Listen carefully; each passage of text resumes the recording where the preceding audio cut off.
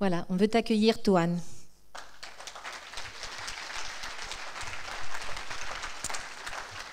Merci Fabienne. Bonjour à tous. Je vous trouve bien nombreux ce matin. Toujours l'impression de monter sur un ring quand je viens prêcher. Merci pour l'eau.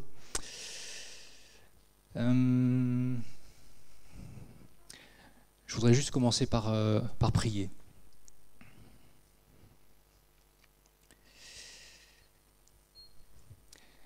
Père, merci parce que tu es extraordinaire. Et Seigneur, plus on avance, plus on te cherche, plus on te trouve, plus on découvre combien tu es extraordinaire. Et même nos mots ne suffisent pas pour dire combien tu es extraordinaire. Et Père, je prie que ce matin, tu te révèles encore à nous. Tu viennes encore plus implanter qui tu es dans la profondeur de notre être. Et je prie que cela vienne transformer notre vie encore.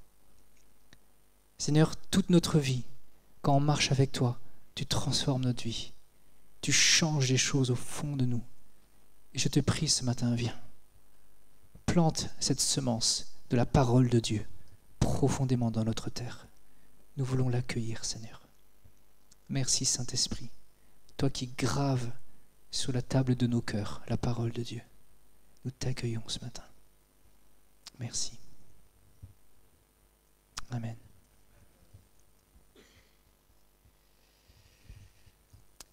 Alors j'ai reçu comme thème les noms de Dieu, et j'avoue que je connais comme la culture basique d'un chrétien les noms de Dieu, mais j'avais jamais étudié les noms de Dieu. Et donc pour moi, ça a été l'occasion de creuser l'affaire. Et franchement, je suis nourri, renouvelé. J'ai vraiment été béni par cette préparation. Donc moi personnellement, je suis content. Après, quand je découvre l'étendue, c'est immense en fait. Derrière un nom de Dieu, c'est comme l'arbre dans la forêt. Derrière l'arbre, il y a encore plein d'arbres. Et je me dis, il n'y a pas qu'un message là-dedans, il y a au moins une dizaine de messages faciles.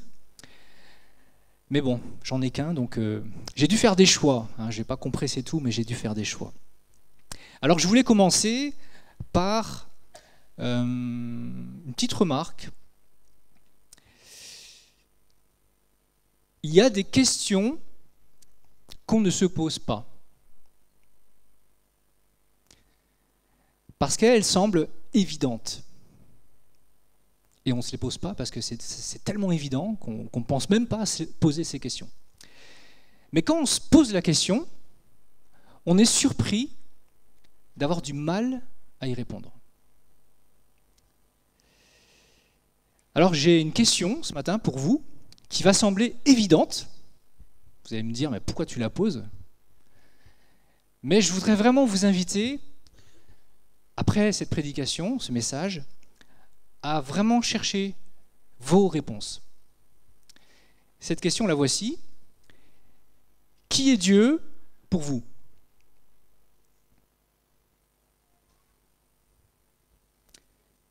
Qui priez-vous ?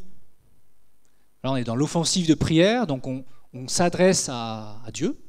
Mais quel Dieu priez-vous ? Et c'est comme si Dieu, ce matin, nous disait, qui suis-je pour toi ?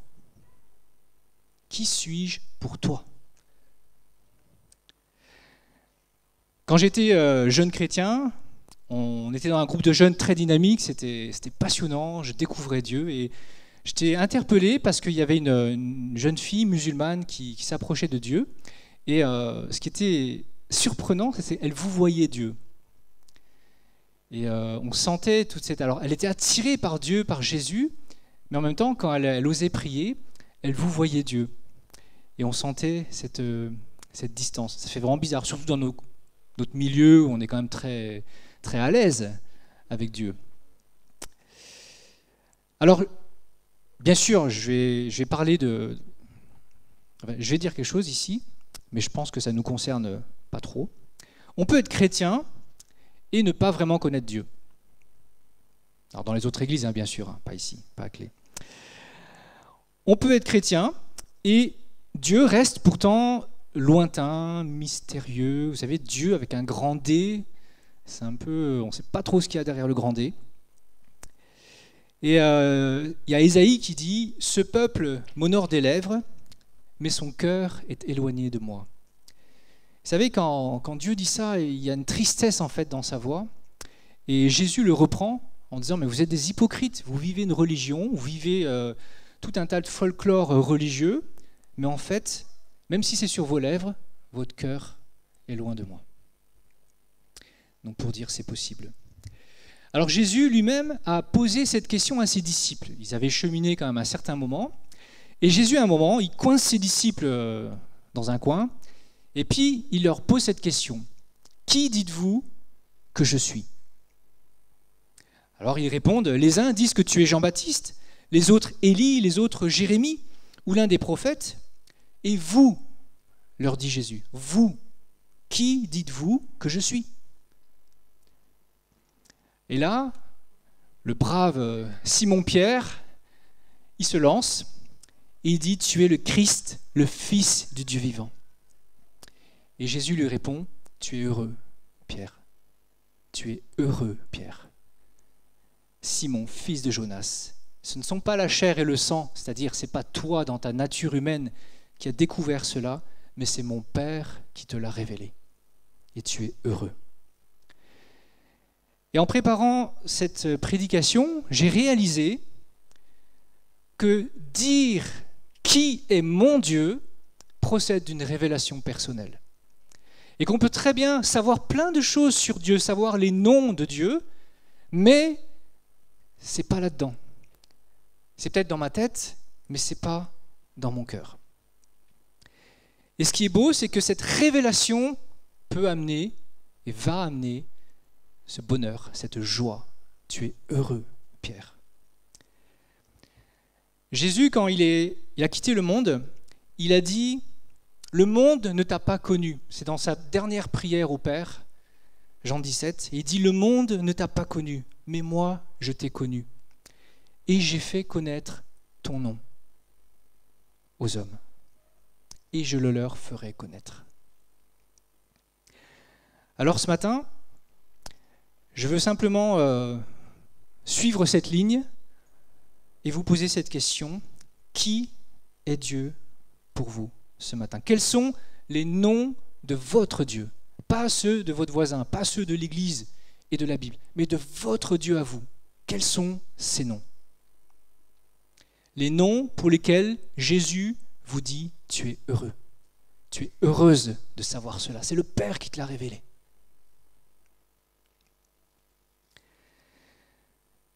On peut dire Dieu aime. Une fois, j'écoutais un prédicateur et je trouvais tellement puissant, ça bouleversait les cœurs. J'ai plus son nom en tête. Et il disait un truc, mais trop simple. Il disait Dieu vous aime. Mais quand il le disait, il y avait une électricité dans l'air, il y avait une puissance. Donc, quand il disait ça remuait le cœur. Il disait simplement Dieu vous aime, Dieu t'aime. Et je crois que quand quelque chose est révélé, quand nous disons Dieu est bon, mais qu'on le sait, qu'on l'a vécu, que c'est quelque chose qui est dans notre cœur révélé, quand on le dit, il y a de la puissance. Quand on le dit, il y a une autorité, tant sur les gens qui nous écoutent que sur les atmosphères. Il y a une autorité qui se dégage de cela. Et je pense que tout l'enjeu de connaître les noms de Dieu est là. C'est de vivre qui est Dieu, de découvrir personnellement quels sont ses noms. Et du coup, quand je me mets à les prononcer, Dieu est bon, il y a une puissance qui se dégage de là. Une parole créatrice et un parfum. Alors les noms, j'y viens, les noms.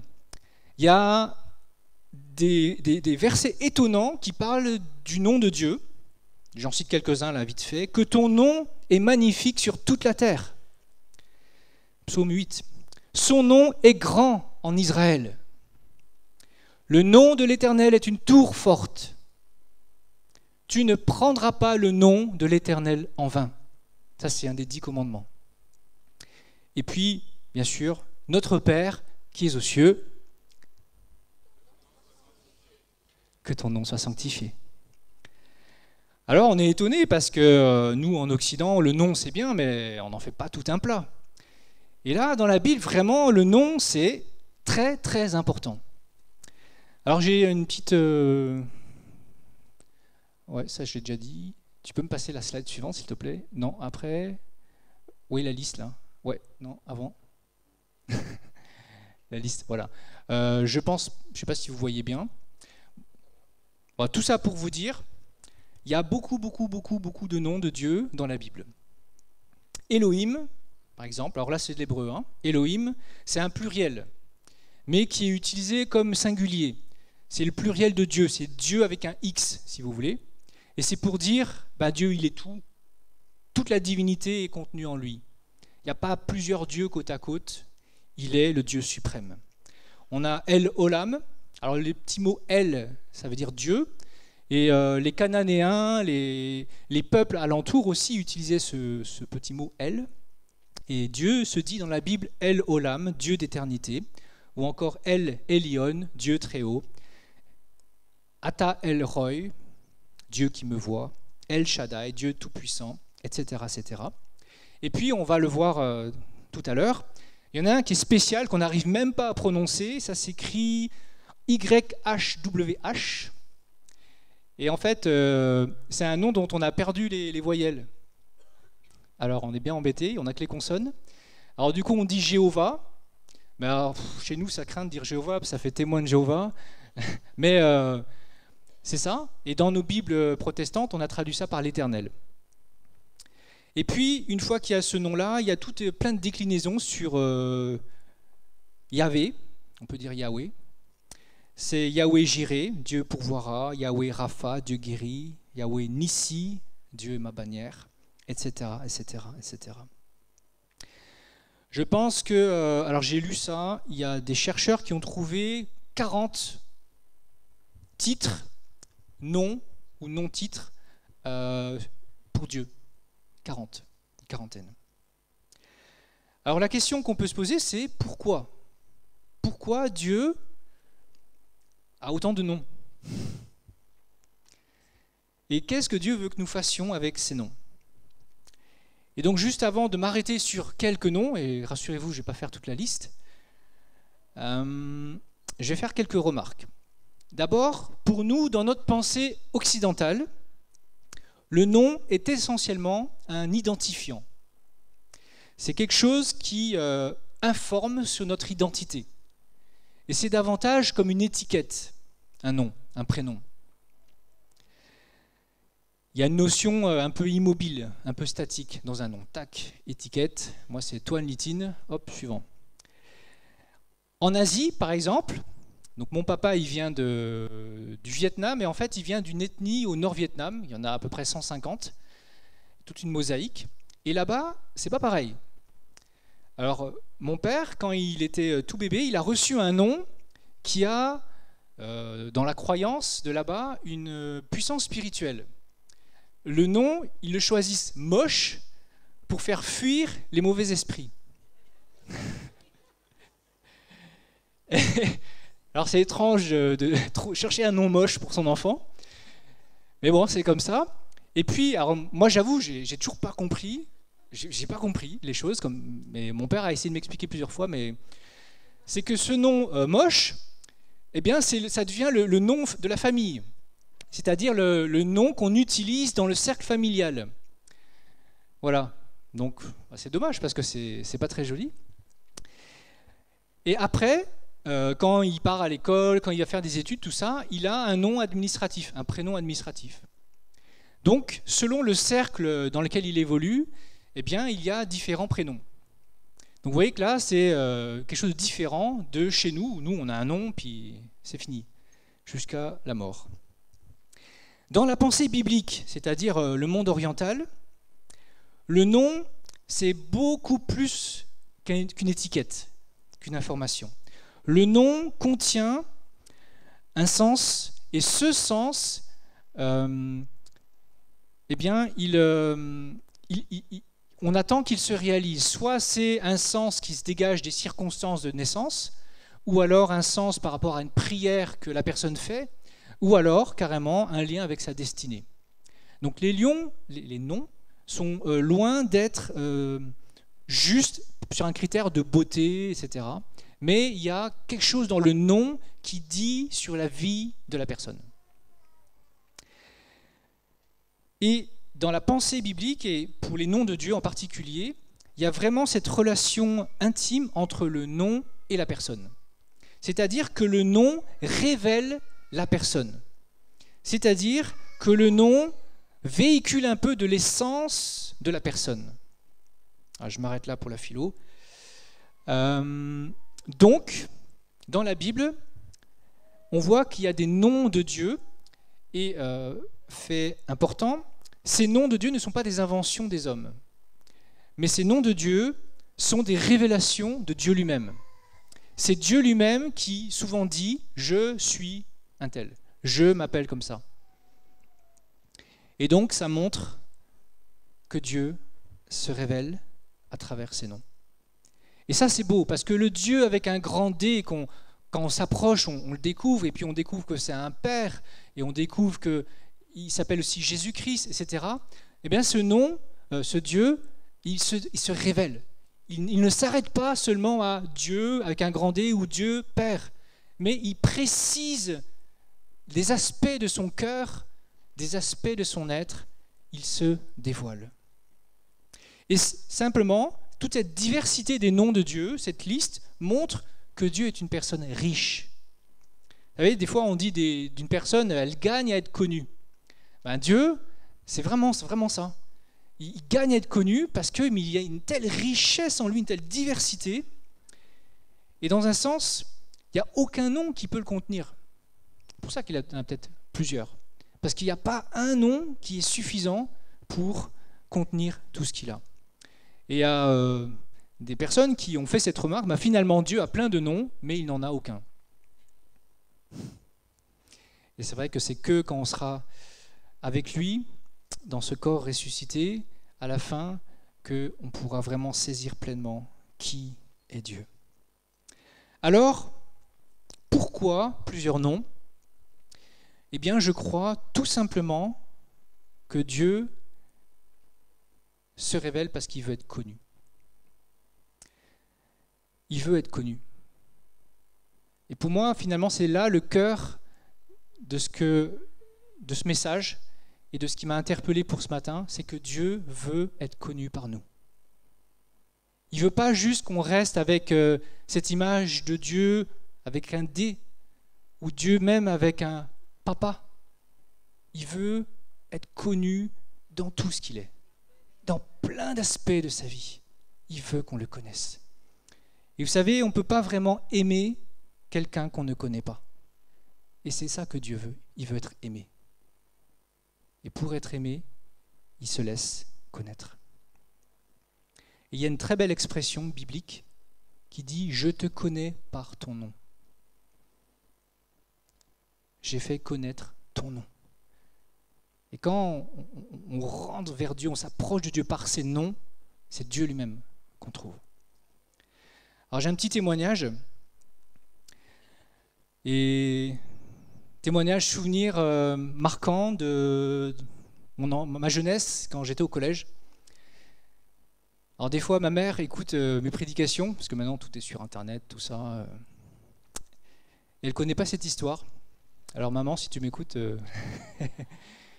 ne t'offusque pas. Et je vais vous livrer donc quelque chose qui m'a troublé. Je devais avoir 12-13 ans. J'étais au collège. J'étais pas un bon élève, dans le sens que j'étais préoccupé par d'autres soucis.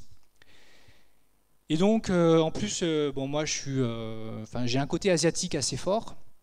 Du coup, je ne suis pas très expressif.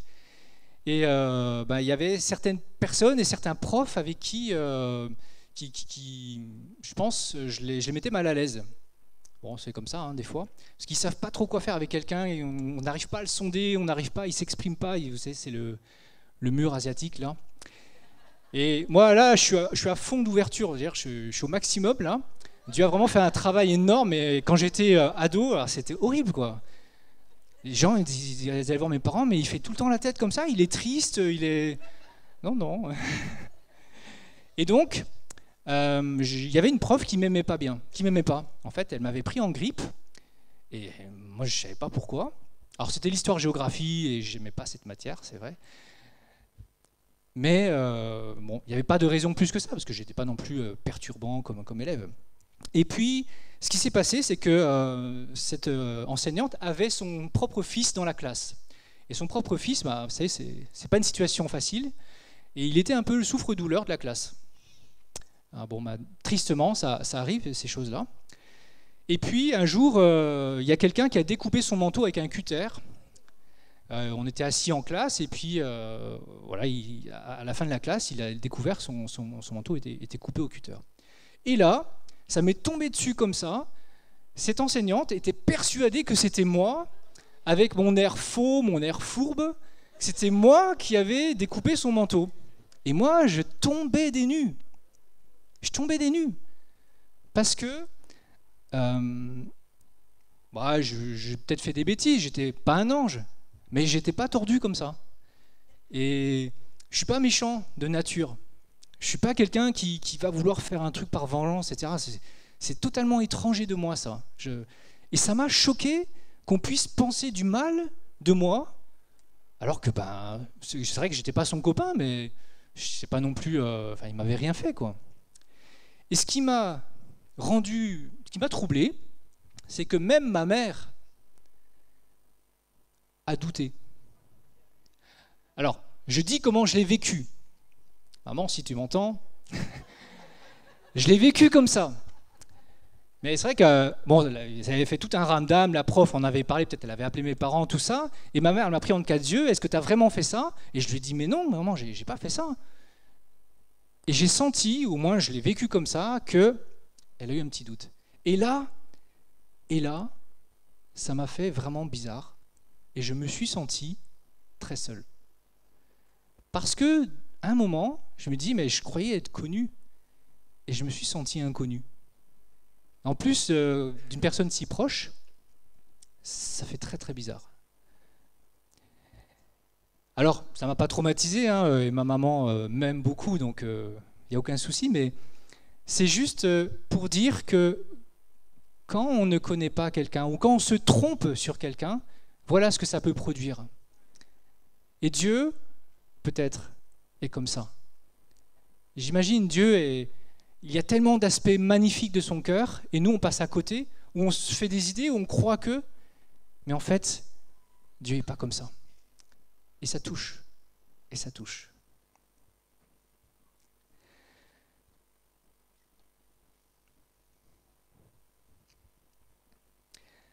Dieu révèle son nom. Il veut révéler son nom, il veut être connu. Et il le fait quand on le cherche. Et là, il y a un bel exemple dans la Bible, c'est Moïse qui dit « Montre-moi ta gloire ». Et Dieu dit « Je passerai devant toi et je proclamerai mon nom ». Donc quand on le cherche, Dieu se laisse trouver, parce que c'est ça qu'il veut. Mais, moins drôle, Dieu révèle son nom aussi quand on est dans le désert, quand on est dans la tempête, quand on est submergé par quelque chose qui nous dépasse, qui nous fait souffrir. Et souvent dans la Bible, c'est les endroits privilégiés pour Dieu de révéler qui il est. Parce que finalement, c'est dans ces moments-là où notre cœur désespéré n'a plus qu'une seule personne vers qui se tourner, c'est Dieu. Et c'est là où on est le plus ouvert, et c'est là où on le reçoit le mieux. Alors bon, il n'y a pas que les tempêtes, il y a aussi quand on lui demande, mais il y a aussi les tempêtes. Alors les noms de Dieu, j'y viens, et je vous propose un premier, c'est Ata El Roi. C'est l'histoire d'Agar. Agar, alors je ne vais pas lire l'histoire, ça se trouve en Genèse 16, mais c'est Agar, la servante de Sarai, la femme d'Abraham. Donc ça se trouve dans le début de la Genèse, et je vais juste vous raconter l'histoire, si vous voulez la lire, c'est en Genèse 16. C'est donc Dieu qui a fait plusieurs fois la promesse à Abraham qu'il aura un fils, et il aura une grande descendance à travers ce fils. Et puis, Abraham, il ne voit rien. Et les années passent, et sa femme est stérile, et donc il ne voit rien qui bouge. Et donc à un moment, Sarah perd patience, et puis elle dit, mais écoute, j'ai un plan. Pour réaliser la promesse de Dieu, un plan B, c'est j'ai une servante, une égyptienne, je te la donne, prends-la comme concubine, et puis tu auras un enfant à travers elle. Et donc Agar est cette servante, et Agar va dans le lit d'Abraham, et puis elle tombe enceinte. Et là, quand elle se voit enceinte, elle se met à mépriser sa maîtresse, Sarah, et Sarah est hors d'elle, et donc elle se met à la battre, et là, Agar s'enfuit dans le désert. Alors ça, c'est l'histoire. Et ce qui se passe, c'est que Dieu l'entend, c'est écrit comme ça dans le texte, et puis il vient la rencontrer sous la forme d'un ange, de l'ange de l'Éternel.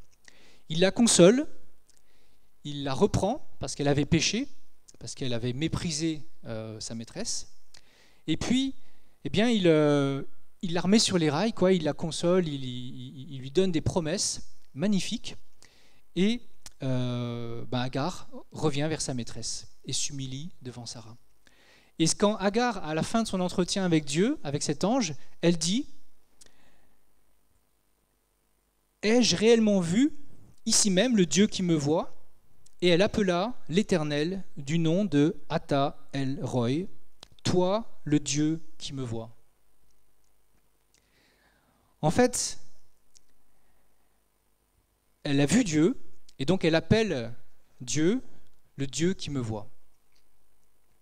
Il y a un deuxième épisode à cette histoire, c'est quelques années plus tard, son fils dont elle était enceinte en premier, Ismaël, il est né, il a grandi, et puis le fils de la promesse, le fils que devaient avoir Abraham et Isaac, finalement arrive à la naissance, il s'appelle Isaac, et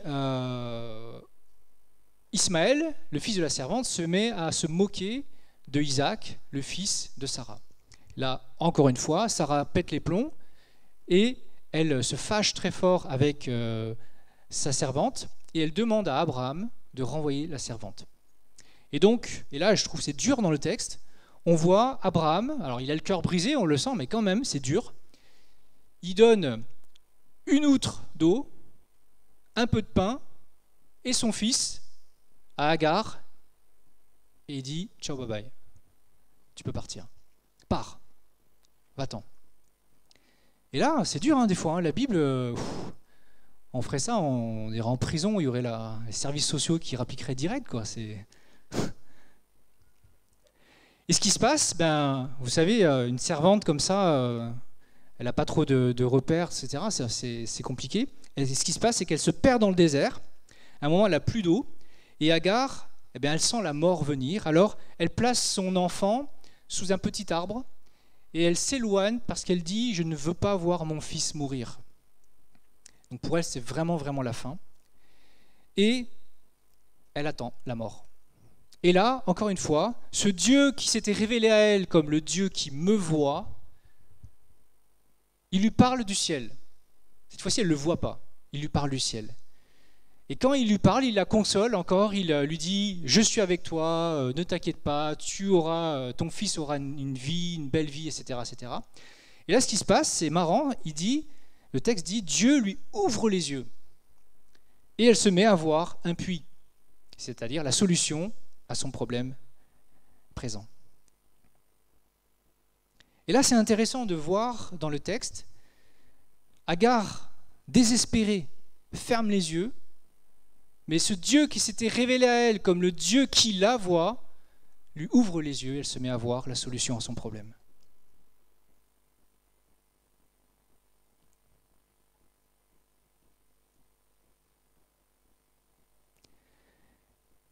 Et ce que je retire de cette première histoire, c'est qu'en fait, ce que Dieu est, il nous le donne.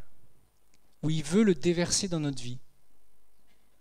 Et ce Dieu qui voit, donne à Sarah, à Agar, de voir à son tour. Ce que Dieu révèle de lui dans cette situation, il le déverse pour que Agar le vivent et elles se mettent à voir aussi. Et dans cette histoire, on voit que Dieu entend. Tout commence par Dieu entend. Nos prières, par exemple. Parfois aussi simplement le cri de notre cœur. Ce qui est d'autant plus beau, c'est que Agar, elle n'était même pas dans la promesse. Elle était le fruit du péché, le fruit de l'erreur de Sarah et d'Abraham. Et Dieu a béni Agar et Ismaël. Et ça, c'est puissant, de voir que Dieu, par amour, bénit même le fruit de nos erreurs. Pas tout, bien sûr.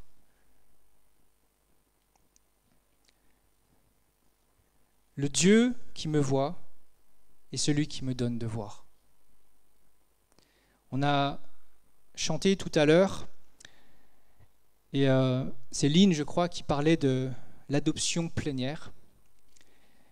Et en fait, c'est vrai que quand on est enfant de Dieu, ce qui se passe, c'est que Dieu nous donne son nom. C'est que son nom devient notre nom. Nous sommes ses enfants, il est notre Père. Et c'est comme si ce nom vient habiter en nous. Et ce nom vient reposer sur notre vie. Et finalement, c'est ce que Dieu est, vient dans notre vie. Et c'est là où je disais, on a besoin d'expérimenter les noms de Dieu pour pouvoir les vivre et les dire avec conviction et ce qui a un impact dans nos paroles. Un deuxième nom sur lequel je voulais m'arrêter, c'est El Shaddai, Dieu tout-puissant. Alors là, on le trouve dans Genèse 17, je crois que j'ai fait une slide pour ça. Genèse 17, je vais le lire. Lorsque Abraham fut âgé de 99 ans, l'Éternel apparut à Abraham et lui dit « Je suis le Dieu Tout-Puissant. Marche devant ma face et sois intègre. Voici mon alliance que je fais avec toi. Tu deviendras père d'une multitude de nations. On ne t'appellera plus Abraham, père éminent, mais ton nom sera Abraham, père d'une multitude, car je te rends père d'une multitude de nations. » Et là, on voit, c'est la première occurrence dans la Bible de ce Dieu tout-puissant. Alors, dans un sens, on sait que Dieu est tout-puissant. Ah, c'est Dieu. Donc, on se doute bien qu'il est tout-puissant. Abraham, sûrement, le savait. Mais Dieu, ici, il veut le révéler à Abraham. Il veut que cette vérité transforme sa vie. Il veut qu'Abraham fasse l'expérience de sa toute-puissance. Et on a vu qu'Abraham, il avait essayé, par ce plan B avec sa servante, de réaliser lui-même sa promesse. Il avait vraiment essayé de toutes ses forces, mais sa force n'a pas suffi. Et on voit que c'est Dieu, à un moment, qui veut mettre sa puissance dans la vie d'Abraham pour réaliser la destinée qu'il lui avait donnée. Et c'est un peu comme les disciples où Jésus dit « Attendez à Jérusalem que la puissance de Dieu par le Saint-Esprit vienne sur vous, et alors vous pourrez réaliser votre destinée. » C'est un peu cette même idée-là. La puissance qui vient dans la vie de Moïse. Avant, elle était comme extérieure, il était Dieu tout-puissant, mais à partir de ce moment-là, il y a une puissance qui vient bousculer la génétique même et qui vient produire ce miracle et ce surnaturel. Et moi, je trouve ça puissant de voir combien ces histoires, finalement, nous rejoignent. Moi, ça me rejoint. De me dire, mais c'est vrai que finalement, je lis la Bible, ou nous lisons la Bible, on lit plein de choses, mais quand on commence à vivre dans une situation précise ce que je lis, ça prend une toute autre saveur. Ça a un tout autre impact. Et du coup, quand je me mets à en parler, ça a aussi un autre impact. Et vous voyez qu'ici, la toute-puissance de Dieu ne vient pas juste changer quelques données dans la vie d'Abraham, mais c'est sa destinée entière. Parce que son nom, Abraham, devient Abraham. Alors, je disais tout à l'heure que Dieu se révèle tout particulièrement dans nos moments de tempête. Et je voudrais vraiment vous encourager, si c'est votre cas, si vous traversez un moment difficile, et que vous ne voyez plus de solution, c'est le lieu privilégié dans la Bible où Dieu vient au secours, où Dieu vient aider, où Dieu vient apparaître, se manifester comme jamais. Et c'est là, ce sont des moments clés de notre vie en général. Et les moments de tempête, les moments de désert, les moments où vraiment on a l'impression de tout perdre, c'est là, en fait, où Dieu nous fait avancer. Et vraiment, je voudrais vous encourager, si c'est votre cas, ne regardez pas comme une destruction. Moi, quand j'ai traversé un moment de tempête dans ma vie, il y a, je ne sais plus maintenant, 5-6 ans, j'avais l'impression de tout perdre, sauf ma famille. Mais tout le reste, j'avais perdu. Eh bien, c'est vraiment là où Dieu a pu se révéler d'une manière, j'avais jamais connu Dieu avec une telle intensité.